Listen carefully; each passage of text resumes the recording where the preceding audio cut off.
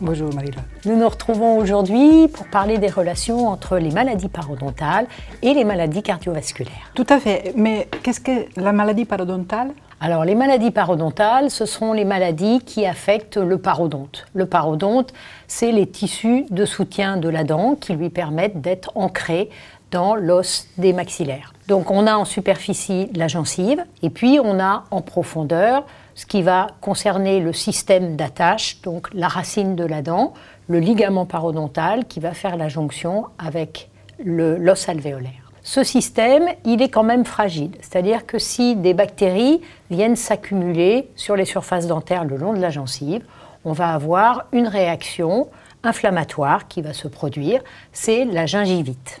Donc dans tous les cas où on a un défaut de brossage des dents ou une insuffisance de brossage, eh bien on va voir se développer cette réaction inflammatoire. Les gencives vont devenir rouges, elles vont gonfler, elles vont devenir sensibles, elles peuvent même saigner au brossage. Est-ce que c'est grave, ça peut évoluer? Alors c'est une pathologie qui est réversible, c'est-à-dire que si on reprend les mesures d'hygiène bucco-dentaire, eh bien à ce moment-là, la gingivite va réduire et on va revenir à la santé parodontale initiale. Par contre, si effectivement le brossage n'est toujours pas suffisant, la gingivite peut aboutir à une parodontite. La parodontite étant une destruction du parodonte profond. On va avoir à ce moment-là une destruction partielle de l'os alvéolaire qui va contribuer à l'apparition de mobilité dentaire. C'est d'ailleurs un des motifs de consultation. Et quelles sont les conséquences pour les sujets? Eh bien, les maladies parodontales sont des maladies extrêmement fréquentes puisqu'elles vont concerner entre 10 et 50% de la population. C'est la maladie osseuse la plus répandue. Au total, la maladie parodontale, c'est une maladie inflammatoire chronique d'étiologie infectieuse. De la maladie inflammatoire chronique avec composante infectieuse, ça me rappelle plusieurs d'autres pathologies qui commencent à avoir ce facteur de risque, inflammation et microbes. Est-ce qu'il y a un lien éventuel entre les parodontites et d'autres maladies?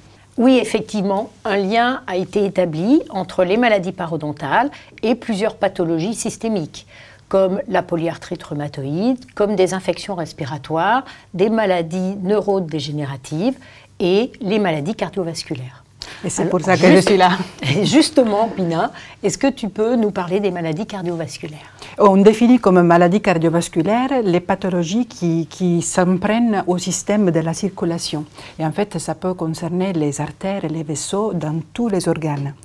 Ce qui se passe, c'est que les parois des artères commencent à être épaissies, durcies, elles durcissent, elles peuvent obstruer la lumière, donc le sang ne passe plus, ou bien elles peuvent se dilater et le risque c'est qu'elles peuvent se rompre avec des saignements qui peuvent être catastrophiques. Et les maladies cardiovasculaires les plus répandues, la première cause de mortalité dans le monde, sont l'infarctus du myocarde et les accidents vasculaires cérébraux, suivis des pathologies qui touchent les membres inférieurs. Dans les cas les plus extrêmes, on peut arriver à des amputations. Ou alors l'anévrisme de l'aorte, qui représente une espèce d'épée de Damoclès parce qu'il peut se rompre et tuer la personne à tout moment. Alors, ces pathologies cardiovasculaires, est-ce qu'elles sont fréquentes? Elles sont très fréquentes. En France, c'est la deuxième cause de mortalité. Dans le monde, c'est la première cause de mortalité, devant les cancers, devant les maladies infectieuses. Elles représentent 20 millions de décès par an. Et Pina, quels sont les sujets les plus touchés? Les sujets à risque, ce sont les personnes qui ont plus de 50 ans. Et le risque il augmente au fur et à mesure qu'ils fument ou qu'ils ont un diabète, un taux de cholestérol trop élevé ou une hypertension par exemple. Et actuellement, les moyens de diagnostic, quels sont-ils? Dans le cas du cœur, par exemple, la chose la plus simple à faire, c'est un électrocardiogramme qui est modifié au cas où les artères et les coronaires qui donnent le sang au cœur étaient bouchées. Ensuite, on peut faire des explorations un peu plus poussées, non invasives, comme par exemple une échographie transthoracique. Si on voit qu'il y a une portion de cœur qui ne bouge pas bien, on peut déduire que le sang ne coule pas assez pour donner l'oxygène à cette portion de cœur. Si c'est le cas, on peut poursuivre avec des explorations plus poussées encore, comme par exemple une scintigraphie. À ce moment-là, on peut visualiser les zones de cœur qui ne reçoivent pas le sang. Et pour identifier exactement le site de la lésion, on peut faire des explorations invasives, comme la coronarographie, qui sert à déterminer exactement l'étendue de la maladie et le lieu où il faut intervenir pour réparer le problème. On peut réparer par ailleurs en même temps que la coronarographie, on peut mettre un stent dans la même séance. Concernant les traitements, qu'est-ce qu'on peut proposer aux patients actuellement? Il existe plusieurs traitements médicamenteux qui sont voués essentiellement à corriger les facteurs de risque. Ainsi, pour le diabète, il faut contrôler le diabète, pour l'hypertension et ainsi de suite. Après, le patient il a un grand rôle à jouer aussi. Il doit corriger son hygiène de vie, arrêter de fumer, faire attention à ce qu'il mange, avoir une hygiène de vie correcte.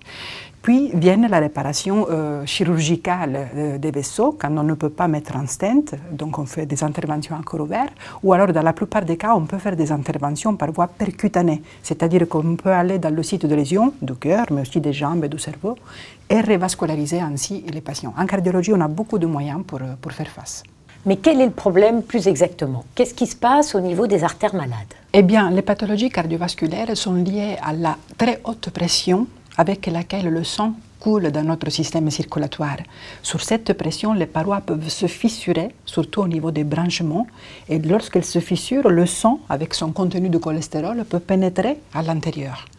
La cicatrisation, elle arrive le plus souvent des cas, heureusement, mais elle est complexe et difficile. S'il y a beaucoup trop de cholestérol dans le sang, ça va rendre la chose plus difficile. Si on a un diabète, il y a beaucoup trop de sucre, et ainsi de suite. Et donc, à ce moment-là, on peut avoir des cicatrices qui ne sont pas vraiment bien faites, qui peuvent prendre de la place. À la place du sang, la cicatrice elle va obstruer la lumière. Et donc, c'est ça qui crée un bouchon. Et donc l'infarctus, les AVC, etc. À l'inverse, dans le cas de l'aorte, la cicatrice elle peut être tellement fragile face à la grosse pression qui est exercée sur la paroi, au point qu'elle se détend. Elle se laisse détendre, la paroi elle est de plus en plus fragilisée, et à la fin, ce qu'on appelle un anévrisme peut carrément se rompre.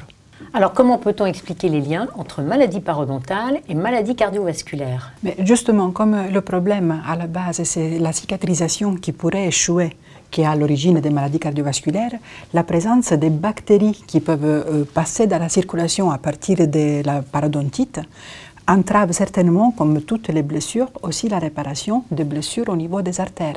Et effectivement, à chaque fois où on se brosse les dents et qu'on saigne au niveau des gencives malades, même si on ne s'en aperçoit pas, il y a le passage de bactéries et de médiateurs de l'inflammation aussi dans le sang.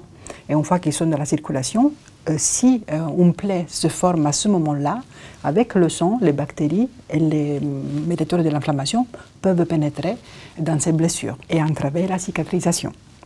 C'est une hypothèse, on en a des preuves? C'était une hypothèse pendant très longtemps, mais désormais on a aussi des preuves. Effectivement, en microscope, on peut identifier les bactéries du parodonte dans les lésions les plus sévères. Et récemment, l'année dernière, une étude interventionnelle est parue qui montre que les personnes qui prennent bien soin de leur hygiène buccale, en se brossant correctement les dents et en se faisant suivre par le dentiste, ont une pathologie cardiovasculaire qui avance moins vite, voire régresse. Ça me ramène à imaginer qu'il faudrait que de notre côté, on puisse identifier exactement qui sont les patients qui peuvent avoir un problème de pathologie buccale. Dans ce cas, comment je peux les identifier? Qu'est-ce que je peux faire pour le savoir? Alors, si le patient a une maladie parodontale, il y a effectivement des signes d'alerte. C'est le saignement des gencives au brossage. C'est les dents qui sont mobiles ou qui se sont déplacées. C'est la mauvaise haleine. C'est la présence d'abcès parodontaux que va signaler le patient. Le médecin peut également conseiller le patient pour un brossage bicotidien et l'utilisation d'instrumentation d'hygiène interdentaire. Il peut aussi inciter le patient à une visite au moins annuelle chez son chirurgien dentiste. Et de notre côté, qu'est-ce que le chirurgien dentiste peut faire pour améliorer la prise en charge des patients atteints de pathologies cardiovasculaires? Eh bien, si votre patient a plus de 50 ans et qu'il se plaint de douleurs dans la poitrine, de migraines, de douleurs au mollet à l'effort ou alors de douleurs abdominaux, vous devez suspecter la présence d'une pathologie cardiovasculaire et inciter le patient à aller consulter auprès d'un cardiologue parce que, comme vous l'avez vu, le diagnostic et la prise en charge sont quelque chose de tout à fait accessible. Merci Pina pour cet éclairage sur les relations entre maladie parodontale et maladie cardiovasculaire. On a, je pense, bien compris l'importance de cette collaboration entre les médecins cardio et les chirurgiens dentistes. Nous sommes d'accord, Marie-Laure. Merci à toi. Merci.